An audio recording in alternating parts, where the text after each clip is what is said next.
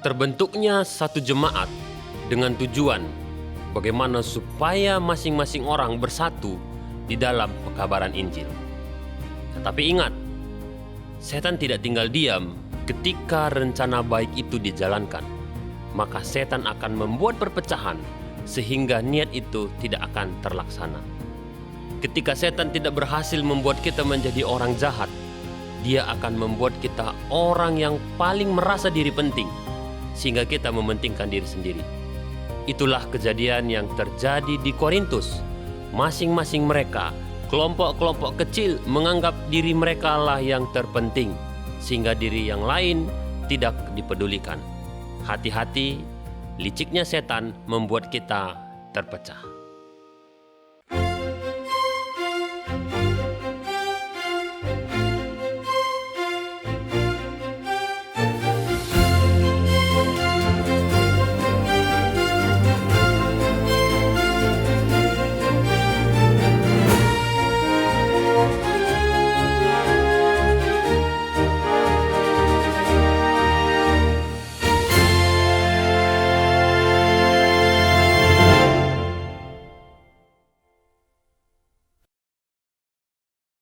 Shalom, salam sejahtera Bapak Ibu pemirsa dimanapun berada.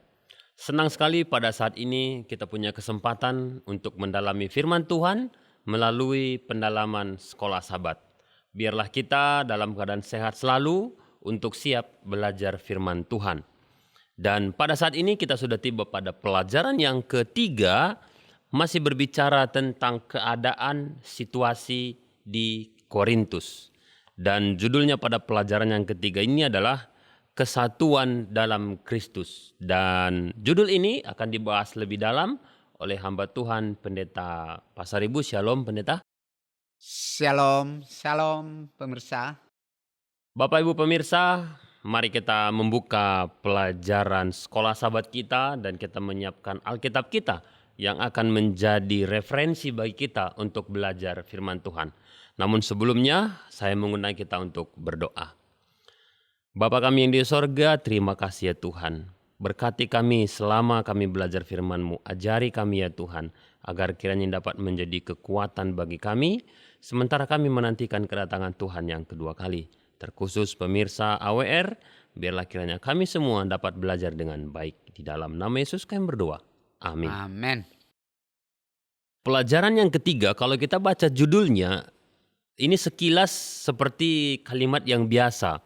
Kesatuan dalam Kristus. Ya, sebagai umat Kristen bersatu di dalam Kristus, tentunya ini adalah satu himbauan, satu ajakan, satu firman yang biasa.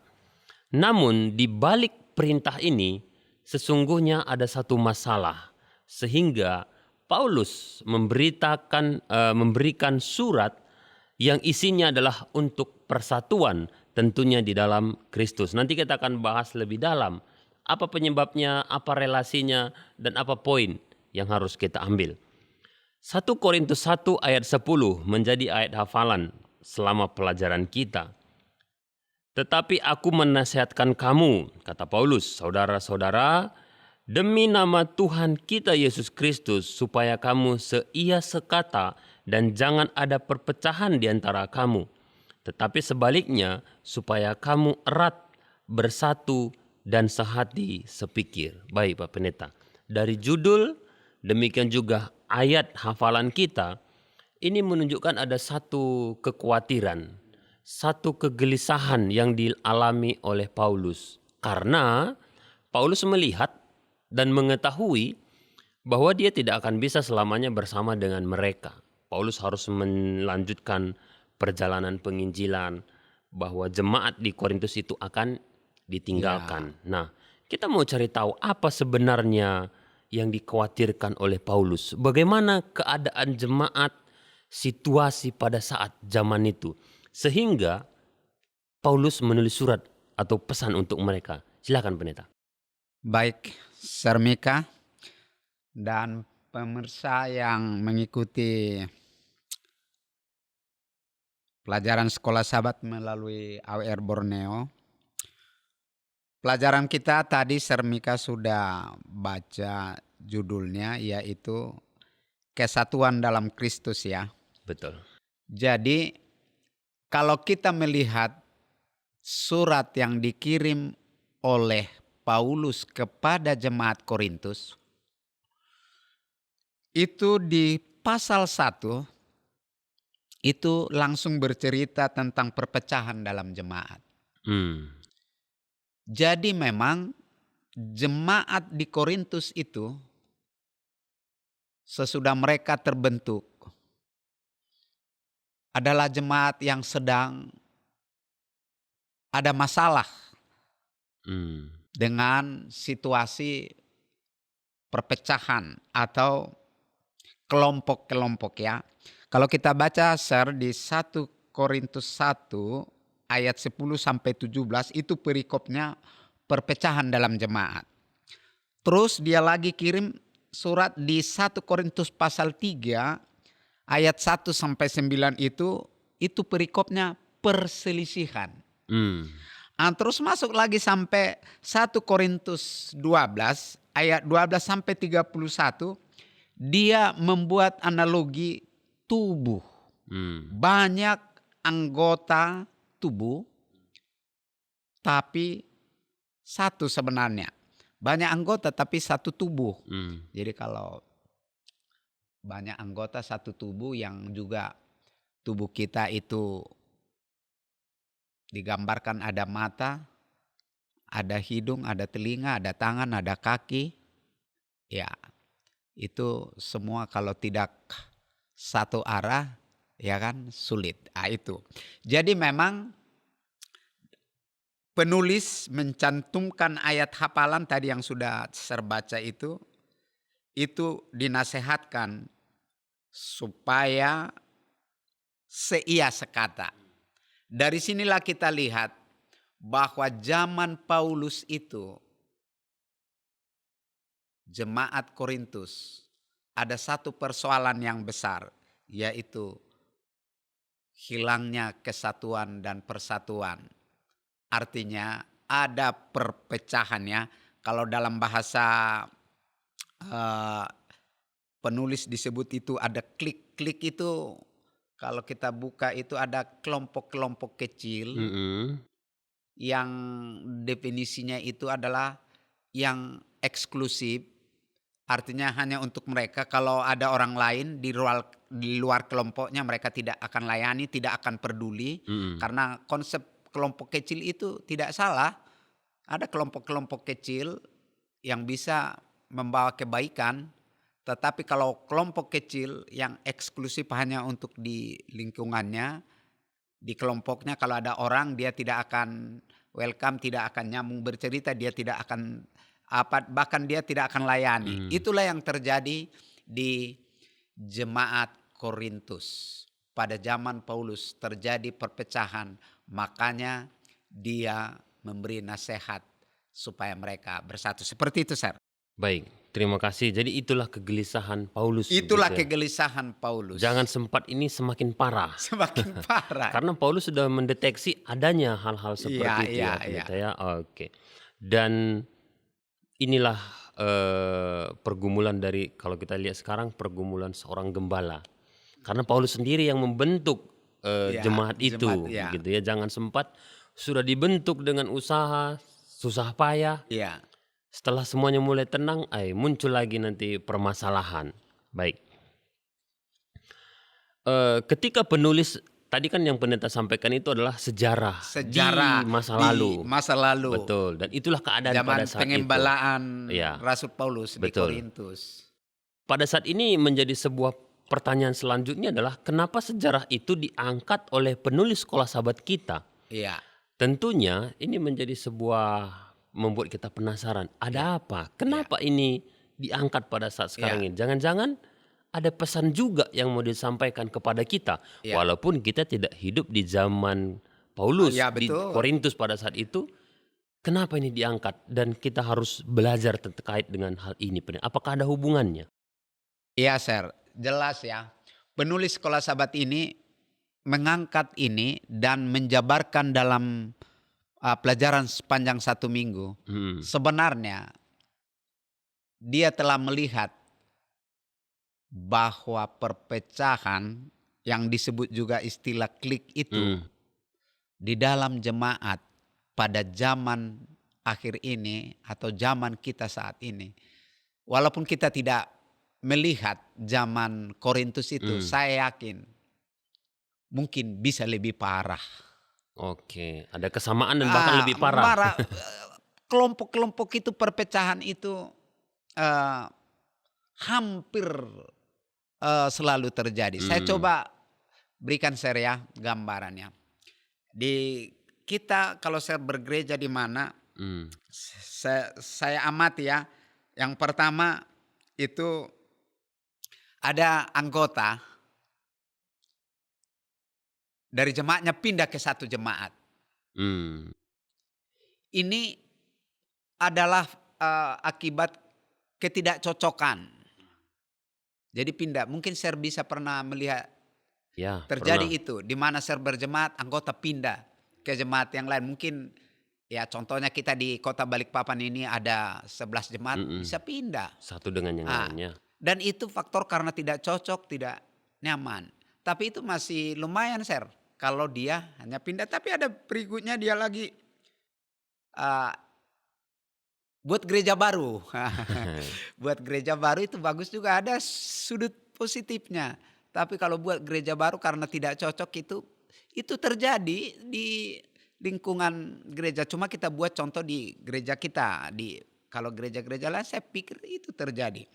Tapi yang lebih rumit lagi yang kita bisa rasakan adalah ada banyak anggota jemaat yang tidak datang lagi ke gereja karena perpecahan. Itu kan tidak datang lagi ke gereja.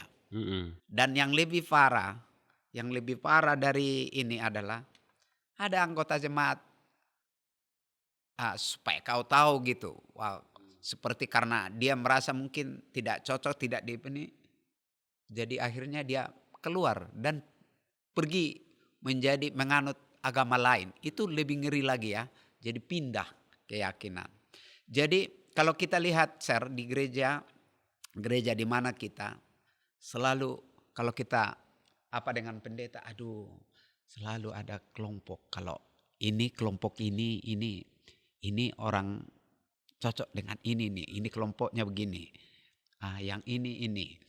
Jadi memang kita tidak tahu ya, kelompok itu bagus sebenarnya. Kita ada disebut kelompok kecil, perlu ada kelompok kecil. Tapi kelompok kecil itu bukan karena orang sana tidak cocok, orang yang lain, kelompok lain itu tidak disukai. Tapi ini berkelompok kecil untuk memiliki kelompok banyak dalam tugas menyatakan tentang keselamatan dan untuk juga kelompok untuk saling menolong dan memperhatikan. Kalau satu kelompok kan jangkauannya sedikit. Jadi kalau banyak kelompok, tapi yang dibicarakan di sini adalah berkelompok karena memang mereka itu ada sesuatu yang tidak disukai dengan kelompok A sehingga membentuk kelompok, bahkan sampai tadi yang kita bilang itu bisa sampai meninggalkan gereja, bisa sampai pindah gereja, bahkan bisa sampai murtad. Jadi tinggalkan imannya, pergi menjadi di agama lain. Seperti itu saya lihat ya.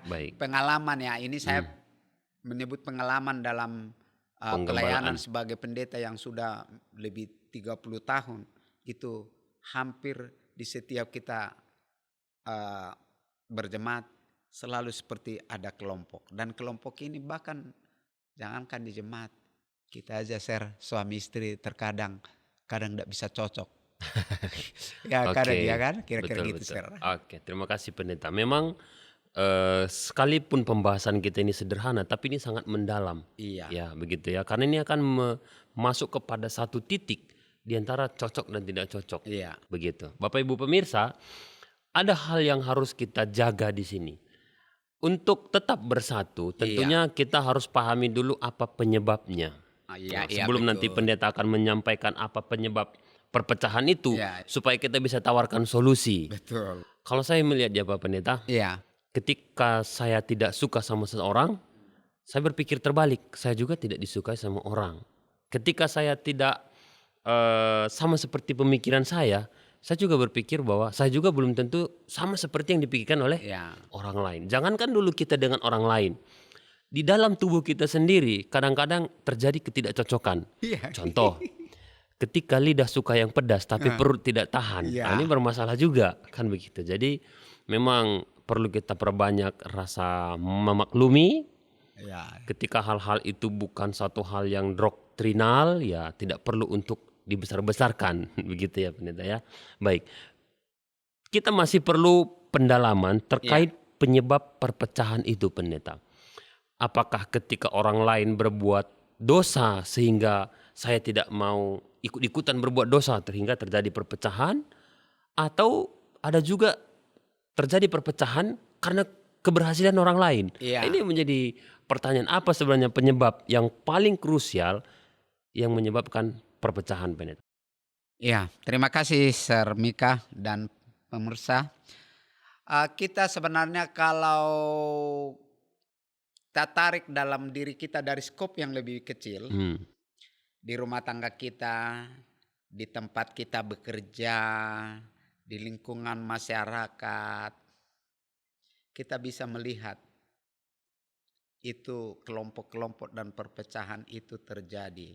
Dan sesungguhnya kalau Rasul Paulus memberikan beberapa alasan kenapa, itu tadi pertanyaan Sir, apa penyebab perpecahan itu terjadi? Kalau kita lihat dalam pelajaran sekolah Sabat ini, penulis memberikan beberapa alasan, diantaranya disebut di sini adalah belum dewasa dalam iman. Akan dia bilang belum dewasa. Belum dewasa ini kan sebenarnya kalau dijabarkan seperti apa, itu masih belum terlalu bisa dipahami, tapi belum dewasa. Cuma kalau kita bilang belum dewasa, anak-anak ya dengan orang dewasa jadi agak lebih mudah kita ini. Itu disebut belum dewasa. Ada disebut lagi di sini alasannya dia menggunakan hikmat manusia. Belum dewasa dalam iman, masih bayi, sudah lama menjadi orang Kristen tapi sifatnya, pembawaannya masih bayi, cengeng. Kalau bayi kan itu apanya? Apa yang dia minta ndak ini langsung berguling-guling, kan itu bayi sebenarnya. Walaupun anak kecil ada kelebihannya juga, mudah ini ndak nyimpan ya. Tapi dalam konsep iman, bayi itu artinya masih belum tahu apa-apa, mudah merajuk, kan begitu. Itu konsep bayi kan. Baru yang disebut tadi hikmat manusia. Ini hikmat manusia ini dia berpikir tentang dirinya. Hikmat manusia kan dia berpikir dari sudut pandang manusiawi. Kalau dia melihat kebutuhannya seperti yang saya bilang tadi. Kalau dia enggak cocok dengan kebutuhannya ya dia akan ini. Kalau dia enggak cocok dengan dia punya perasaan, bahkan klik ini atau kelompok ini bisa terjadi ya faktor tadi itu. Apakah dia itu dia mungkin selevel dengan dia lihat dari sudut ekonomi apa, itu bisa terjadi faktor-faktor terjadi perpecahan. Dan disebutkan lagi di sini alamiahnya manusia, kata penulis, mementingkan diri sendiri. Jadi mementingkan diri, sifatnya masih anak kecil, dia masih mementingkan diri, dia menggunakan hikmat manusia, dan ini memang salah satu penyebabnya. Kalau ada 3 orang itu sebenarnya orang berkumpul pasti mereka memiliki kemauan sendiri. Kalau yang 3 orang itu terus mempertahankan kemauannya sendiri, masing-masing terpecah 3. Pecah 3. Jangankan 3 orang, 2 orang aja, suami istri bisa. Jangankan 2 orang, 1 orang aja seperti yang saya bilang tadi. Kemauan lidah sama perut beda. Kepingin makan ini tapi perutnya enggak ini. Betul. Dia berpikir hari ini A, 1 jam lagi sudah berubah, Berubah. enggak jadi gitu kan. Besok lagi sudah berubah lagi. Itulah. Jadi kalau kita dalam bentuk beriman itu masih berpikir tentang eh, saya, kebutuhan saya, itulah sebenarnya penyebab terjadi perpecahan. Bahkan coba saya baca satu ayat untuk menolong kita melihat dari Alkitab.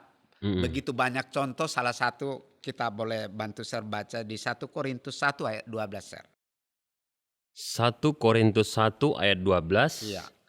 Yang aku maksudkan ialah bahwa kamu masing-masing berkata, aku dari golongan Paulus, Iya. atau aku dari golongan Apolos, Iya. atau aku dari golongan Kefas, atau aku dari golongan Kristus.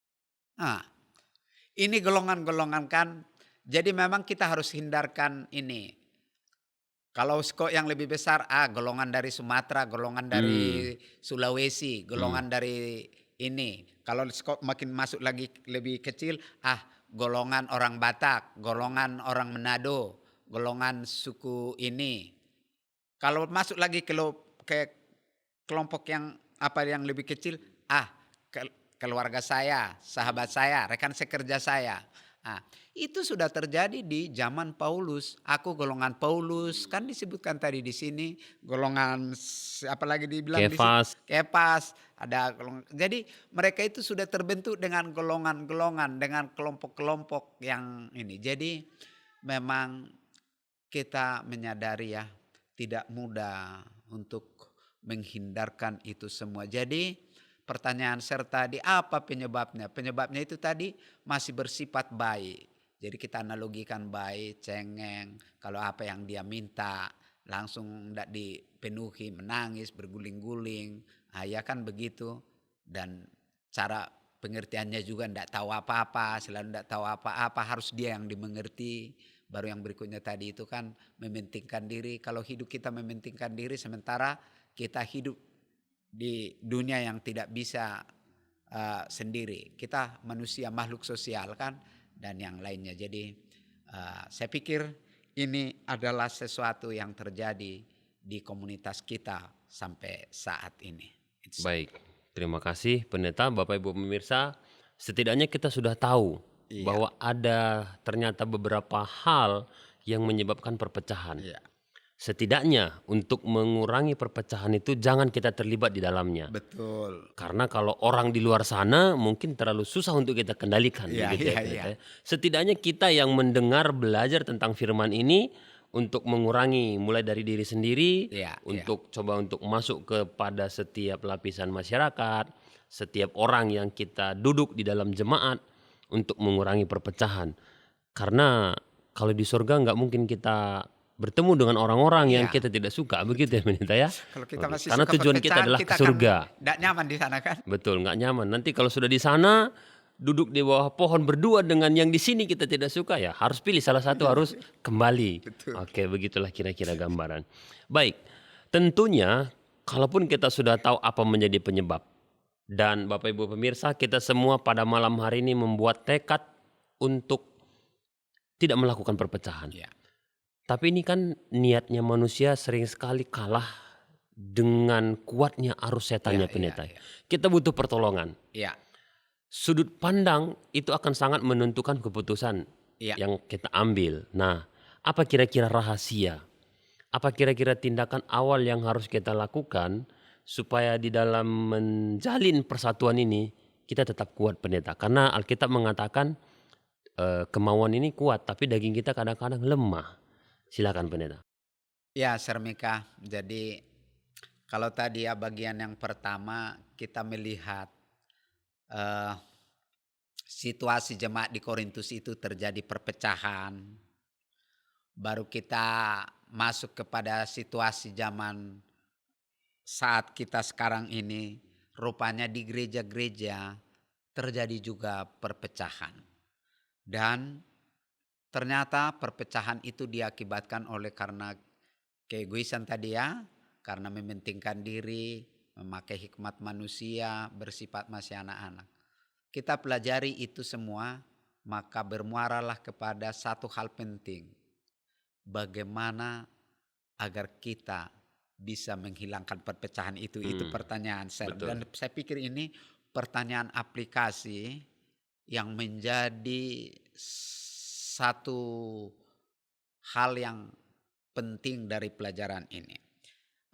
Di sini saya membuat satu jawaban yang juga penulis ya, dan jawaban itu ada yang disebut untuk mengatasinya teologi atau filosofi salib. Jadi salib jawabannya adalah agar kita bisa menghilangkan perpecahan, mengatasinya, agar kita bisa ada kesatuan dan persatuan, yaitu memiliki pemahaman tentang filosofi salib. Mungkin saya bisa baca dulu dalam 1 Korintus pasal 1 ayat 18. Ayat yang ke-18 Iya, judul perikopnya adalah hikmat Allah dan hikmat manusia. Ayat 18. Sebab pemberitaan tentang salib memang adalah kebodohan bagi mereka yang akan binasa. Ya. Tetapi bagi kita yang diselamatkan, pemberitaan itu adalah kekuatan Allah. Ya. Konsep salib bagi orang bodoh itu dalam arti tentang iman, itu salib itu jadi kebodohan bagi ini. Kebodohan kenapa dibilang bodoh? Biasanya orang bodoh kali kamu gitu kan. Kenapa kok kamu begitu? Bodoh sekali.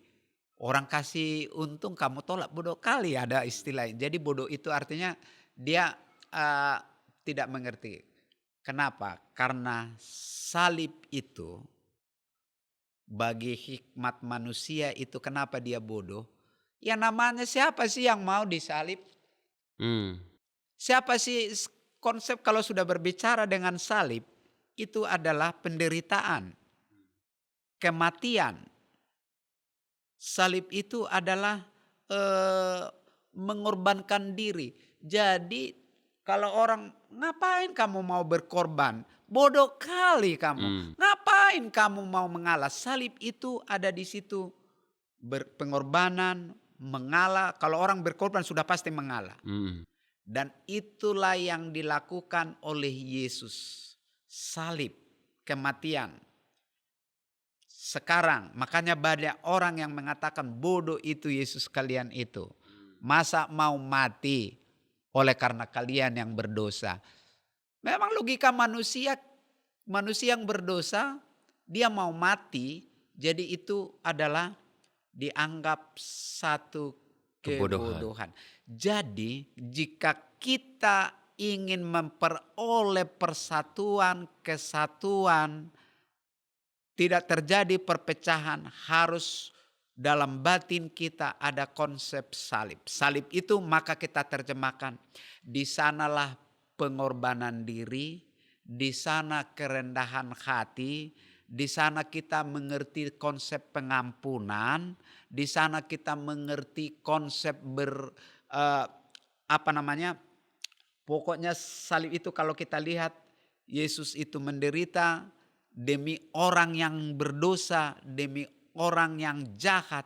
Jika di dalam pribadi seseorang di jemaat memiliki konsep filosofi salib, mau berkorban, mau mengampuni, tidak mementingkan diri, dia mau menderita, dia tidak harus diutamakan, mungkin tidak akan ada lagi kelompok-kelompok.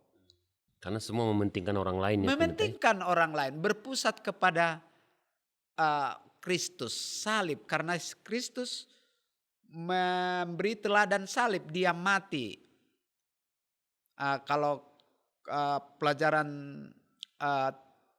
triwulan pertama waktu kita di sini, kalau saya ingat salib itu ada saya buat 3. Allah mengambil wujud jadi manusia. Yang si pemberi hukuman menjadi si penerima hukuman. Dan yang kekal menjadi fana. Itulah salib. Makanya bodoh bagi orang yang tidak punya Tuhan. Untuk apa kau tinggalkan tahtamu jadi hamba sementara manusia mencari kedudukan? Untuk apa kau tinggalkan yang kau tidak bisa disentuh oleh kematian, kau mau mati di kayu salib, bodoh. Tapi itulah, dengan ada salib itu, ini di pelajaran kedua yang minggu lalu itu diulas panjang tentang konsep salib. Salib itu adalah pengorbanan Yesus untuk kita bisa menyatu. Coba kita lihat share sebelum mungkin ini penjelasan lebih jauh tentang apa yang saya jelaskan tadi, filosofi atau teologi salib itu dalam Matius 10 ayat 38. Matius 10 ayat Ayat 38. Judul perikopnya adalah Yesus membawa pemisahan bagi bagaimana mengikut Yesus. Ayat Ya. 38. Barang siapa tidak memikul salibnya dan mengikut aku, ia tidak layak bagiku. Pikul siapa yang tidak mau memikul salibnya tidak layak bagi Yesus. Karena bagi dirinya tidak akan pernah terjadi kesatuan dan persatuan dengan komunitas di mana dia berada. Kita harus memikul salib kita, artinya kita harus siap menderita. Kita harus mengutamakan orang lain. Di sana ada pengampunan. Kenapa ada perpecahan? Karena apa yang kita mau tidak bisa diberikan orang di sebelah sana. Ada sesuatu yang tidak kita suka dari dia, akhirnya kita jengkel.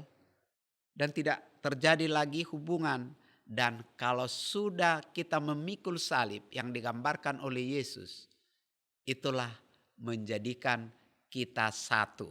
Seperti yang di ayat inti tadi, agar kita bersatu. Satu ayat lagi saya minta bantu. Di kitab yang sama, di kitab Matius pasal 16 ayat 24. Matius 16 ayat 24. Lalu Yesus berkata kepada murid-muridnya, setiap orang yang mau mengikut aku, ia harus menyangkal dirinya, memikul salibnya, dan mengikut aku. Jadi sebenarnya ditujukan pada murid-muridnya, tapi sesungguhnya ini pelajaran bagi kita. Karena waktu Yesus bersama dengan murid-muridnya, 12 murid-murid itu punya kelompok masing-masing. Betul. Dan punya lahan penginjilan masing-masing juga ke penjuru. Iya, bahkan mereka berlomba-lomba mau siapa yang merasa lebih dekat pada Yesus, lebih terhormat. Padahal hanya mereka 12 orang saja. Betul. 12 orang.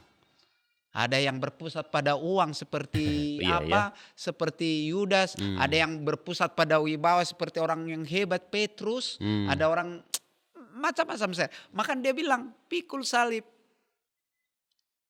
Jadi untuk menghilangkan itu semua. Ya, tapi memang di saat Yesus kan naik ke surga, murid-murid itu akhirnya memang memikul salib. Akhirnya mereka mati semua, mati syahid kan. Jadi ini pelajaran bagi kita ini. Kalau kita melihat gambaran ini, kita bisa bersatu. Kita bisa menghilangkan kelompok-kelompok. Kita bisa menghilangkan klik.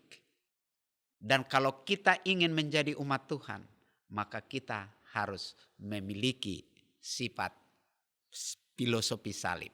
Pengorbanan, meneladani cinta Yesus. Dengan demikian kita bisa memiliki persatuan. Saya pikir itulah inti dari pelajaran sekolah sahabat ini yang kira-kira yang bisa saya gambarkan. Oke, baik. Terima kasih Pak Pendeta, Bapak Ibu pemirsa. Kita tentunya sudah melihat secara jelas bagaimana situasi di Korintus pada saat itu dan apa relasinya, hubungannya dengan zaman sekarang ini.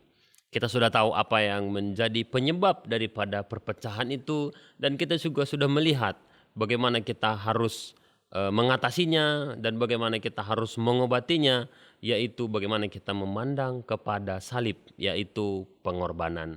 Bapak Ibu pemirsa, demikianlah diskusi sekolah sahabat kita pada saat sekarang ini, dan pendeta akan pimpin kita untuk berdoa, pimpin doa untuk menutup diskusi kita. Mari kita berdoa. Bapa di sorga, kami telah mendalami dari pelajaran sekolah sahabat dengan keadaan jemaat Korintus yang ada perpecahan, mengadakan kelompok-kelompok, dan itu akan membuat iman kami tidak bertumbuh. Dan kami telah melihat jemaat pada zaman sekarang ini juga terjadi kelompok-kelompok. Oleh karena kami belum dewasa secara iman, mementingkan diri kami, keperluan kami, mengadakan kelompok-kelompok dengan golongan-golongan dari mana kami ada. Oleh sebab itu Tuhan, kiranya pelajaran dari pengalaman jemaat Korintus dan keadaan jemaat sekarang ini yang masih terjadi, kami diminta untuk boleh hidup dalam kerukunan dengan satu rahasia, yaitu kami memiliki konsep pemahaman tentang salib. Di dalamnya ada pengorbanan, di dalamnya ada pengampunan, di dalamnya ada untuk tidak membeda-bedakan. Dan Yesus telah melakukan itu lewat mati di kayu salib untuk mengampuni kami manusia berdosa.